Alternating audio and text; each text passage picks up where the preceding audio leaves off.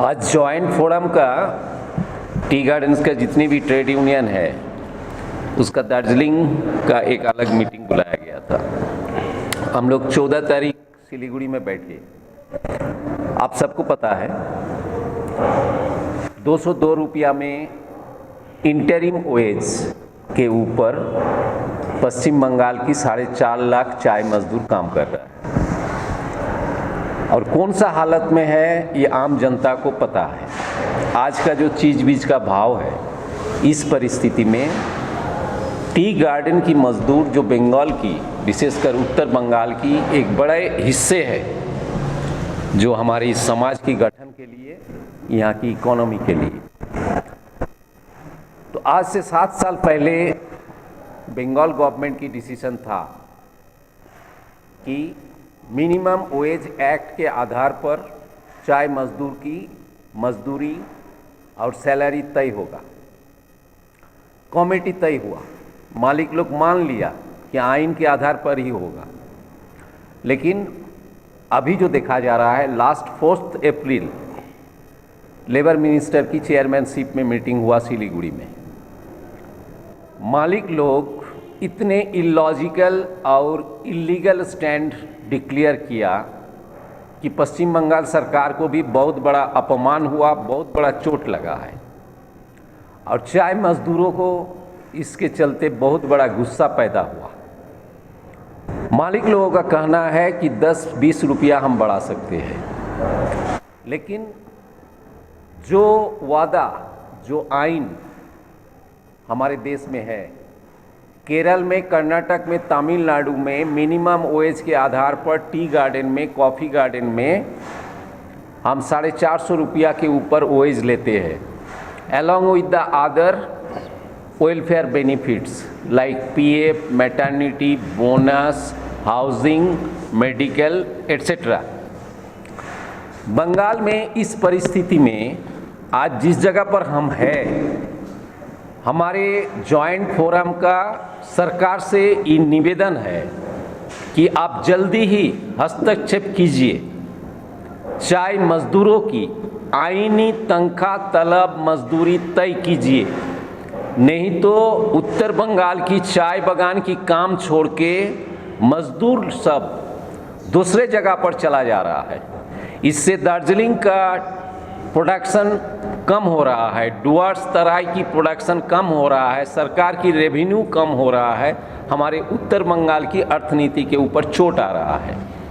इस आधार पर सरकार ने, जब हमने महसूस की कि सरकार मालिक लोगों का इस स्टैंड से थोड़ा उसको झटका लगा और सरकार भी थोड़ा रास्ता नहीं पा रहा है, तो हम मजदूर बाध्य है कि हम एक साथ सब यूनियन फिर से रास्ता पर उतरेंगे। एक मुद्दा आपको पता है, बंगाल गवर्नमेंट ने recently 15% of the tea garden lease land other business के लिए आइन लाए। अदर बिजनेस क्या होगा नहीं होगा उस पर हम जॉइंट फोरम टिप्पणी करने नहीं चाहते हैं, लेकिन हमारे बेसिक स्टैंड है कि टी गार्डन की जो लैंड है, वो लैंड पर 6 पीढ़ी, 4 पीढ़ी, 5 पीढ़ी यही मजदूर परिवार बसवास करते हैं। उनकी लैंड राइट्स 75वां इंडिपेंडेंस डे चल रहा है, कम नहीं, अभी तक पेंडिंग पड़ा हुआ है।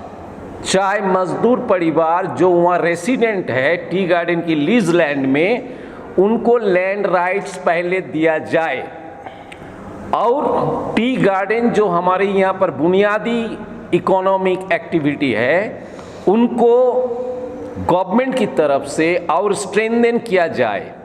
एलाइड बिजनेस, टूरिज्म बिजनेस उत्तर बंगाल की वो है, वो रहेगा, वो अगले दिन भी चलेगा, लेकिन चाय गार्डन को उखड़ के, चाय गार्डन को बर्बाद करके, टी गार्डन की वर्कर की जमीन को नहीं दे के एलाइड बिजनेस कॉरपोरेट हाउस को देना उत्तर बंगाल के लिए, दार्जिलिंग हिल के लिए बहुत बड़ा एक क्षति होगा जो हम करने नहीं देंगे। तो minimum wage and land rights issue के ऊपर अगली लड़ाई 29-30 अप्रैल मॉर्निंग काम जाने के आगे डेमोन्स्ट्रेशन होगा। हमें पता है कि ट्रेड यूनियन को किस तरीका से चारों तरफ से अटैक आ रहा है। वर्कर को जो बुनियादी राइट्स, ट्रेड यूनियन फॉर्म करना, उनको सरकारी गैर सरकारी चारों तरफ से आक्रमण कर रहा है। मे डे, इंटरनेशनल वर्कर्स डे, इस दफे की मे डे हर बगान में मजदूर लोग जम के अपना हक के ऊपर बनाएंगे। हमें पता नहीं इंडिया में कौन सा इकोनॉमी चल रहा है। कोविड पीरियड में भी 150%, 200% मुनाफा कर रहा है कई बड़े बड़े कंपनी, और हम आम जनता की परचेजिंग पावर घट रहा है, चीज बीज की भाव बढ़ रहा है। तो इस परिस्थिति में हमारे ये डिक्लेरेशन है कि मे डे वर्कर्स की जो अपना डिग्निटी उनको असर्ट करे, अपने राइट को असर्ट करे। तो हिल की हर गार्डन में मे डे यूनाइटेडली वर्कर्स अपने हक के लिए, अपनी लाइवलीहुड के लिए, अपनी बेटर वेलफेयर फैसिलिटी के लिए उन्होंने पालन करेगा।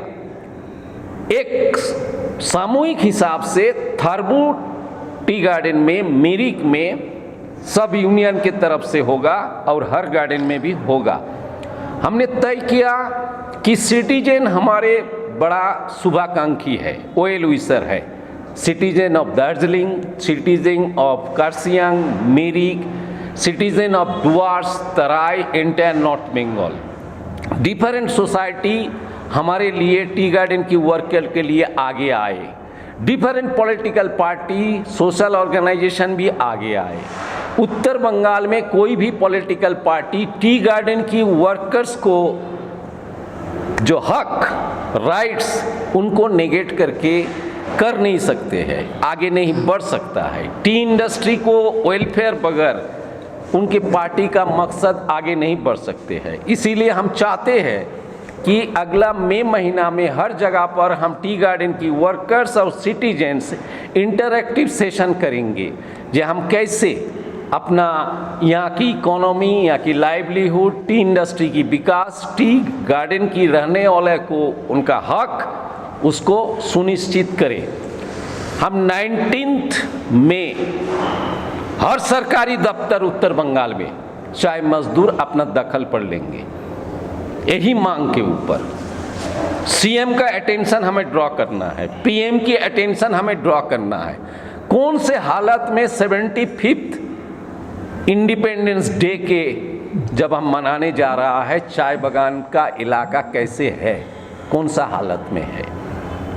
हमने तय किए कि अगला 6 जून सिलीगुड़ी में उत्तर बंगाल की एक बड़े से बड़ा, जो अभी तक कोई देखा नहीं, हमारे दुख को सुना नहीं, हम बिगेस्ट एवर रैली करने जा रहा है सिलीगुड़ी में 6 जून।